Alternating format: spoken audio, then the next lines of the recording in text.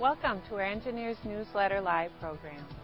Today we'll be discussing fans and air handling systems. I'm Jeannie Harshoff from Trane's System Engineering Department, and I'll be your host today. Now, many of you might be asking, why a program on fans? Well, as members of the Trane Applications Engineering Group, we hear firsthand from customers about many of the common problems with fans.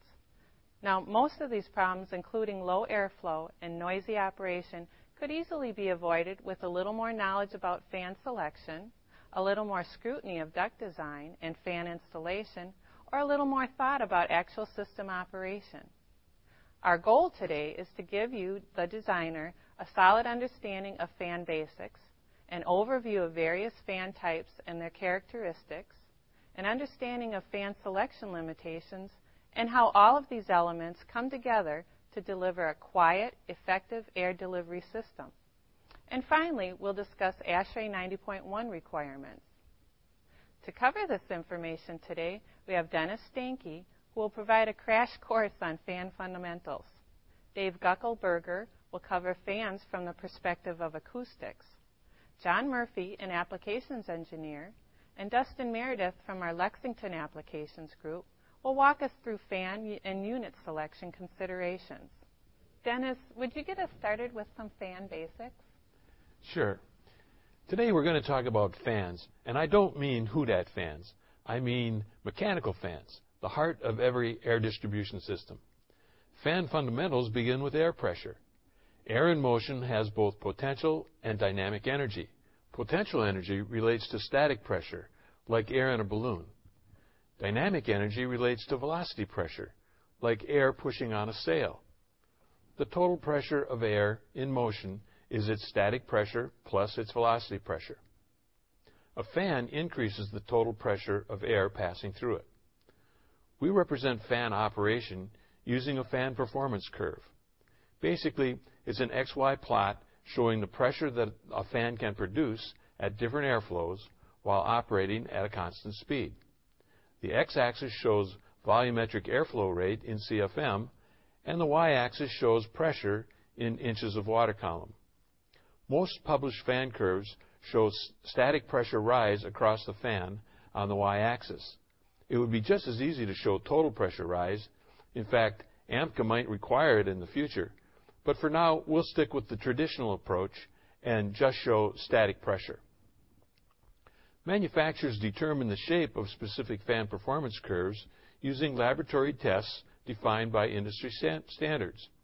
AMCA Standard 210 explains how to test fans in the lab, how to rate fan performance, and how to construct fan curves from the test data. Many manufacturers use the test configuration shown here. It can produce highly accurate airflow measurements over a wide range of flows, as well as very accurate pressure and power measurements. Tests run using this setup usually provide the most accurate fan performance data available.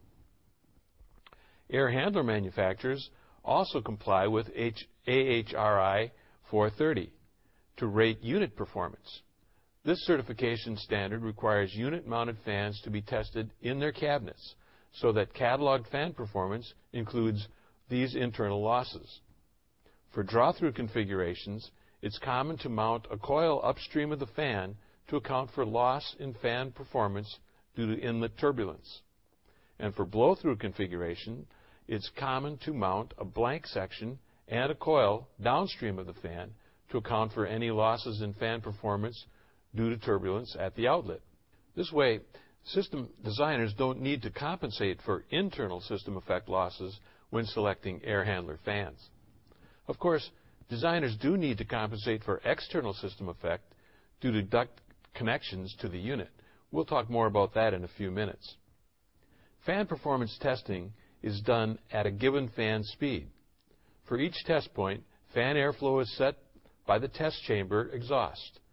Accurate measurements of airflow, pressures, temperature, and so on are recorded, along with the power required at the fan shaft. These data points are then used to construct a fan curve and brake horsepower curve for this specific fan in this test chamber at one speed and one air density. But a fan performance curve at one speed isn't very useful. We need a family of curves to show performance at several different speeds. To create this family of curves, tests could be run at many different fan speeds, but that really isn't necessary. We can use the fan laws. The fan laws are equations used to represent the relationship between parameters for similar fans at similar flow conditions used in the same system.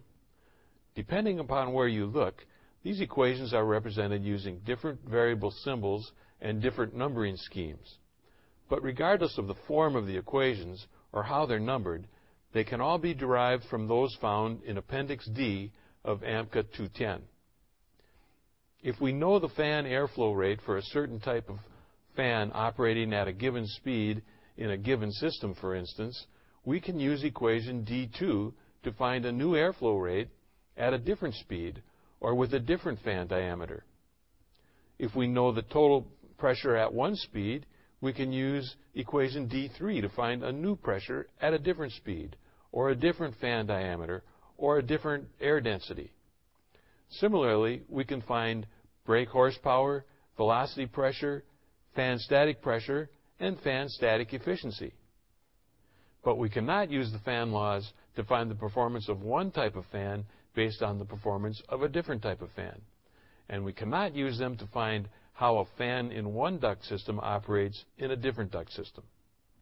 So we use fan data collected at one speed along with the fan laws to create fan performance curves for different speeds. If we use lab data to construct the 1200 RPM fan curve, for instance, we can use the fan laws to construct the 1000 RPM fan curve. Let's look at one point as an example. At 1200 RPM, this fan delivers 7500 CFM at 3.9 inches static pressure. Using equation D2, we find that it delivers 6250 CFM at 1000 RPM. And using equations D3, D5, and D6, we find that the fan requires 2.7 inches static pressure. These new values for airflow and pressure define one point on the 1000 RPM curve. Repeating these calculations for each test point results in a complete fan curve at a new speed. Similarly, new curves for brake horsepower can be developed. Here's an example of the actual fan curves for a specific fan in an air handling unit showing how the fan works at different speeds. The brake horsepower curves show how much power the fan needs at each operating point. Fan static efficiency lines could also be included. They're usually not published, but fan static efficiency can always be calculated at any operating point using the equation shown. In any case, we can use this family of fan performance curves to help select the right fan and fan speed for a required airflow and static pressure in a given system. But first we need to know how the system itself works.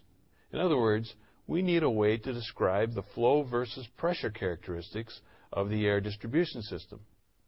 Here's a pressure gradient plot for a VAV system. It shows both total pressure and static pressure. AMCA defines fan static pressure as the difference between outlet static pressure and inlet total pressure. So the total static pressure rise across the fan is the sum of the fan static pressure and the inlet velocity pressure at a given flow. The total change in static pressure through the air distribution system equals the total static pressure across the fan. This is what we plot on the y-axis of the fan curve. The total static pressure needed to move air through any duct system varies approximately as the square of the airflow. We represent the pressure-flow relationship as a system resistance curve on the fan curve plot.